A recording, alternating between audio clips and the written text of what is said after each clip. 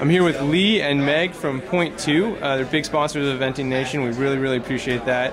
And we've done the blow up a couple of times, so I thought we would just kind of ask a couple of fun questions to Lee and Meg. And one thing that I was wondering is, you know, what's a fun story that you guys have from events where people are kind of running up and buying a bunch of canisters or something? Go ahead. Quite a popular one is when at the beginning people are buying a jacket and they get off, check their boots just before the start, right, blow themselves up, and they're getting a panic, they want to get back on and go straight away.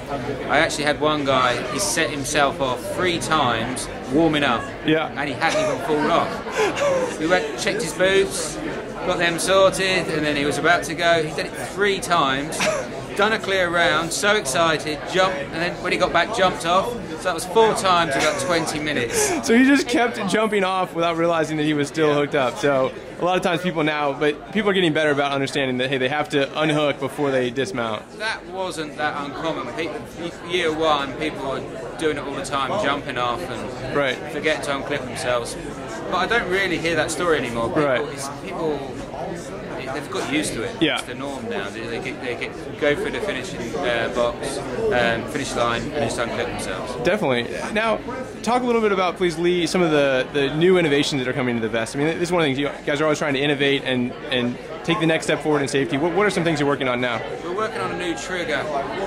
It's like a bayonet system, if you like. So if you fall off and you want to reset your jacket really quickly, so it's just like you lock it in, twist it, and it takes. You can actually do it while you've still got the jacket on. It would take 10 seconds. And so this is really going to help people. Like, for example, you hear about people falling off in the warm up, and it takes a while for their, air jacket to deflate. That's going to make that a really simple process, right? Really quick. And but the main important why I've done that, you hear the odd story. Luckily they were rare, where the jacket, they've fallen off and the jacket hasn't inflated. Every single one that I've had back is because they haven't screwed the canister in properly. So when the piston goes off, it doesn't reach the canister.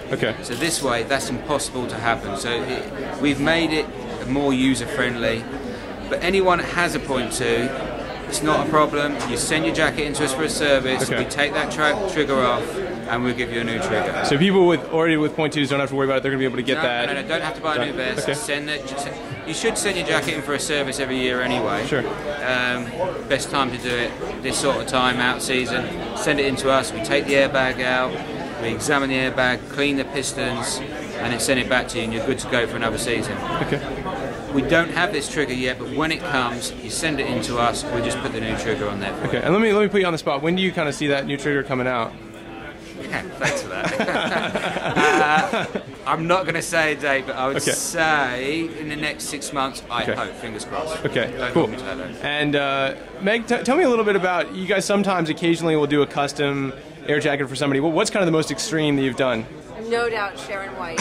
It is beyond construction worker orange. I knew you were going to say that. Yeah, it's fluorescent. You can see her from 5 miles away across the country.